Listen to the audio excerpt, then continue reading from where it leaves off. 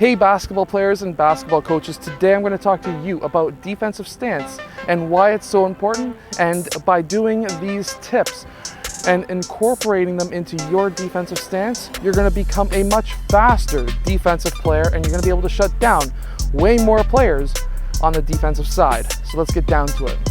Okay, so first off, we don't need the basketball. What we're going to be working on is our defensive stance. And my number one tip for any basketball player out there is to play defense on your toes. This is going to, on top of everything else today, that is our number one tip, because being on your toes allows you to change directions much faster. If you're back on your heels, you're not going to be able to change directions faster, and if you do, and you do end up changing directions really quickly on your heels, you have a higher probability of tearing something in your knees, and you really don't want that. Okay, so number one, we are on our toes.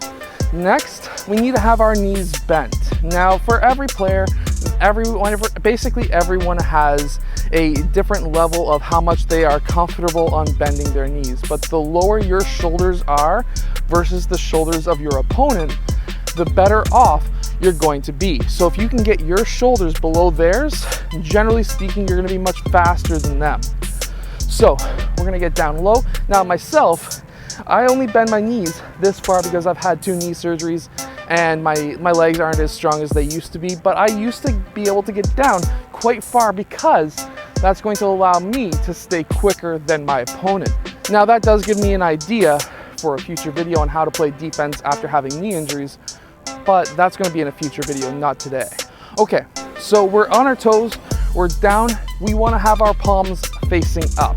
Now the reason why we want to have our palms facing up is because if our palms are facing down, we're going to try and hack away at the ball, and there's a higher probability of you getting called for a foul for that. However, if your palms are up, you're going to be swiping away or swiping at the ball and not at the hands, which is going to allow you to stay away from the actual fouls that may be called on you. So, and there's also a good scientific reason too. If you're hacking down, the only way you're going to get that ball is when that ball is in that player's hands. If you're hacking up, you've got that whole distance between the hand and the ground to be able to get that ball. So that's why you'll see Paul George, Kawhi Leonard, and all of the really great defensive players playing defense with their palms up. Next is going to be your shoulders. So there's 2 different ways of having your shoulders. So some players will find that they're much faster and agile by having their shoulders in front of their toes. And I'm not going to say stop doing that, but what I would like for you to do is to have a partner and time yourself. Go from the baseline to the half court line. And if you are faster with your shoulders in front of your toes, then stay like that. However, if you're faster with your shoulders in line with your toes, that's going to help you become a much faster player. Some players will be faster with the shoulders in front of the toes, other players are not. So I would make sure to go from the baseline to the half court line or baseline to baseline, time yourself on both, give a 30-second rest between each set, and see which one is actually faster for you. So now we're on our toes, we've got our knees bent, preferably at 90 degrees off our heels, and our shoulders in line with our toes or maybe just a bit in front. We want to keep our head up because we want to really make sure that we are watching our defender or our player that we're defending, because if we're looking somewhere else, he's going to be cut in the opposite direction, so we don't really want to do that. Now, every trainer is going to tell you something a little bit different when it comes to what you should be looking at. And in my opinion, you should be looking at the waist.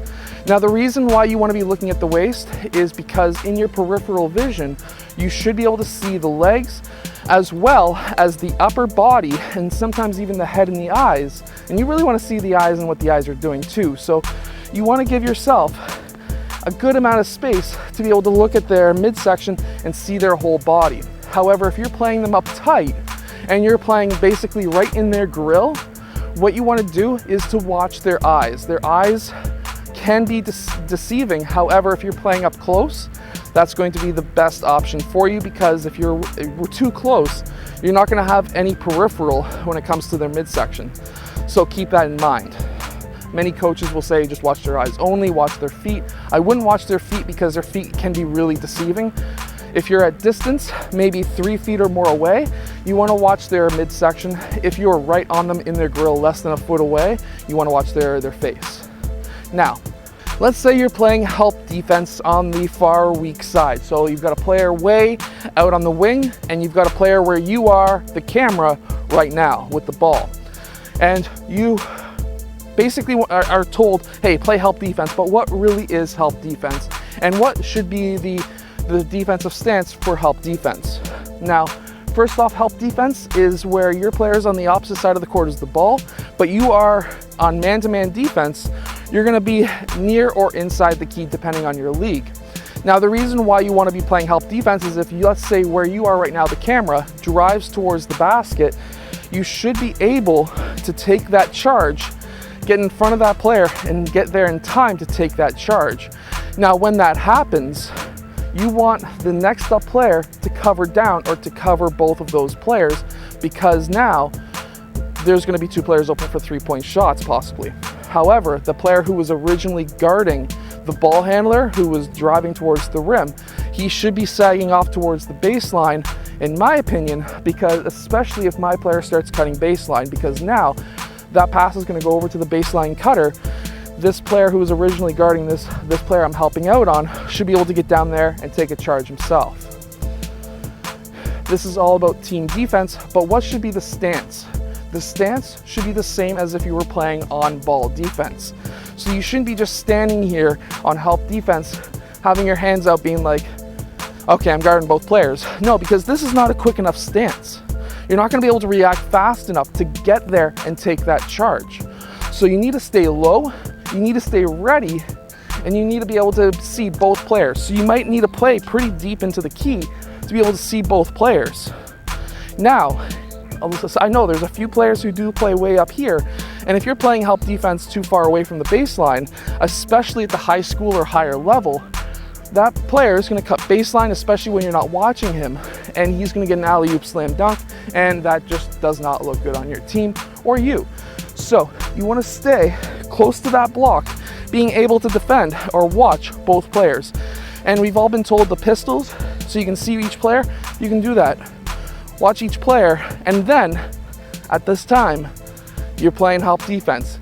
Any passes that go over top, you should be able to pick those off. Any drives, you should be able to take a charge on. Now, I hope that this video helps you become a better basketball player. If it does, hit that like button, subscribe, and I'll see you guys again next time.